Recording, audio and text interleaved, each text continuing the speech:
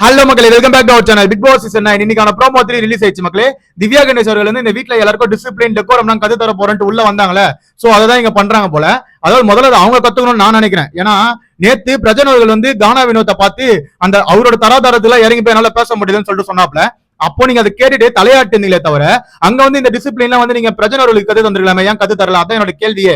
இப்ப இவங்க என்ன சொல்றாங்கன்னா, கானா வினோத்தை பார்த்து அதாவது நான் முதல்ல இந்த வீட்டுல எல்லாரும் மரியாதையா பேச கத்துக்கோங்கணும் அப்படின்னு சொன்ன உடனே கானா வினோத் டென்ஷன் ஆயிட்டாப்ல. கானா வினோத் கரெக்டா ஒரு கேள்வி ஒண்ணு கேட்டாப்ல. அதாவது சீ கருமோ அப்படின்னு சொன்னீங்களா, அதை விட அசிங்கம் இந்த வீட்டுல எதுவுமே கிடையாது அப்படின்னு சொல்லிட்டு கானா வினோத் நம்ம திவ்யா கணேச கேள்வி கேட்கறாப்ல. திவ்யா கணேசம் வார்த்தை விடுறாங்க நிறைய இடத்துல. ஆனா வார்த்தை எல்லாம் வந்து இவங்க மட்டும் பேசினா கரெக்ட், மத்தவங்க எல்லாம் பேசினா வந்து அது தப்பு, மரியாதை குத்து பேசுங்க அப்படின்னு சொல்லிட்டு திவ்யா கணேஷ் ஒண்ணு ஆரம்பிப்பாங்க. சோ அதான் வந்து கானா வினோத் பிடிச்சி அடிக்கிறாப்ல. அதே மாதிரி திவ்யா கணேஷ் வந்து டிசிப்ளின் இல்ல, ஒழுக்கம் இல்ல, டெக்கோரம் இல்ல, எதுவுமே இல்ல அப்படின்னு சொல்லிட்டு நம்ம கானா வினோத் போட்டு பொழந்து எடுக்கிறாப்ல. சோ உடனே நம்ம திவ்யா கணேஷ் என்ன சொல்றாங்கன்னா, ஆமா கானா வினோத் எனக்கு வந்து டிசிப்ளின் இருக்கு, டெக்கோரம் இருக்கு, ஒழுக்கம் இருக்கு, எல்லாமே இருக்கு அப்படின்னு சொல்லிட்டு அவங்க ஒரு மாதிரி வந்து ஒரு டோன்ல ஒண்ணு பேசினாங்க. ஓகேவா, கலாய்க்கிற மாதிரி.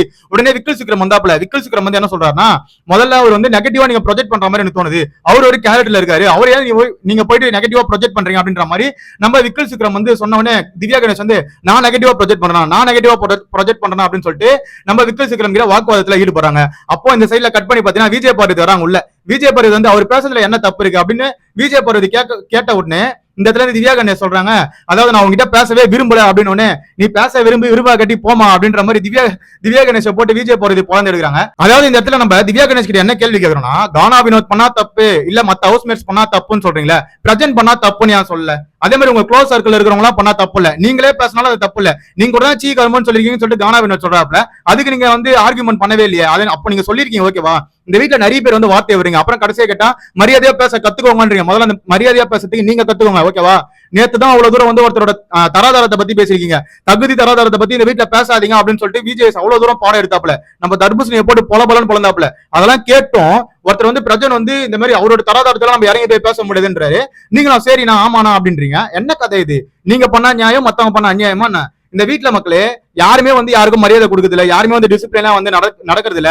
பட் ஆனா எல்லாரும் வந்து இந்த கானா வினோத்தை மட்டும் வந்து ஒரு மாதிரி ப்ரொஜெக்ட் பண்றாங்க. அது ஏன்னு எனக்கு புரிய மாட்டேங்குது. கானா வினோத் சம்டைம்ஸ் வார்த்தை விடுறாப்லதான் இல்லன்னு சொல்ல, ஆனா அந்த வார்த்தையை எல்லாருமே யூஸ் பண்றீங்கன்னு தான் சொல்றேன். கானா வினோத் வந்து ஒரு எக்ஸ்ட்ரீம் போய் தான் வார்த்தை விட மாட்டாப்ல.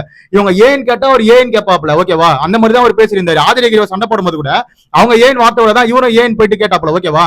சோ இந்த மாதிரி அவரை ட்ரிகர் பண்ணி அவங்க வார்த்தையை வாங்கிடுறாங்க ஓகேவா. ஆனா இவங்க பண்ற தப்பெல்லாம் மறைச்சிட்டு அவர் பண்ற தப்பை மட்டும் வந்து பெருசா ஹைலைட் பண்ணி காமிக்கிறாங்க. அது எந்த விதத்துல நியாயம் எனக்கு புரிய மாட்டேது. சோ இந்த இடத்துல வந்து திவ்யா கணேஷ் மேலதான் மக்களே தப்பு இருக்கு. திவ்யா கணேஷ் உடனே உள்ள போயிட்டு அழுது அப்படியே சிம்பத்தியை கிரியேட் பண்றாங்க ஓகேவா. அதே மாதிரி என்ன வந்து எல்லாரும் கார்னர் பண்றாங்க அப்படின்ற ஒரு கேம் போடுறாங்க போல. அது எந்த அளவுக்கு ஒர்க் அவுட் ஆக போகுதுன்னு தெரியல. என்ன பொறுத்த வரைக்கும் நேத்து பிரஜன் பேசும்போது சைலண்டா தானே இருந்தீங்க. நேத்து பிரஜன் வந்து தகுதி தராதாரத்தை பத்தி பேசியிருக்காப்ல. அப்பெல்லாம் சைலண்டா இருந்துட்டு இப்போ வந்து அவர் ஏதோ ஒரு வார்த்தை விட்டாரு அப்படின்னு சொல்லிட்டு நீங்க உடனே வந்து ஒரு மேல ஏறின்னு போறீங்களே, மரியாதை கத்து தரணும்னு சொல்றீங்களா, என்ன இது புரியலையே. என்ன பொறுத்த வரைக்கும் இந்த விஷயத்துல வந்து திவ்யா கணேஷ் மேலதான் தப்பு இருக்கு. திவ்யா கணேஷ் நீங்க வந்து கானா வினோத்தை மட்டும் கேள்வி கேட்கறீங்களா, இல்லைன்னா பிரஜனையும் கேள்வி கேட்கணும்ல? ஏன் பிரஜனை கேள்வி கேட்கலன்றது என்னோட கேள்வி. அதுக்கான பதில் அவங்க தான் சொல்லணும். அது வீக்கெண்ட்ல விஜய் அட்ரஸ் பண்ணுவாப்ல. அப்ப எங்க திரும்ப வச்சுப்பாங்கன்னு தெரியல. முடிஞ்ச பொறுத்திருந்து பார்ப்போம். இப்ப கானா வினோத் விசஸ் திவ்யா கணேஷ் இவங்க 2 பேருக்குள்ள நடந்த பிரச்சனையில யாரு ரைட் யாரு தப்புன்னு சொல்லிட்டு கீழே கமெண்ட் செக்ஷன்ல கமெண்ட் பண்ணுங்க. அதை பத்தி நான் தெரிஞ்சுறேன். அது வரைக்கும் நம்ம சேனலை சப்ஸ்கிரைப் பண்ணி கூட இருக்க தட்டி விடுங்க. அப்பதான் நம்ம போடுற வீடியோலாம் உடனே வந்து சேரும். Love you, bye, take care.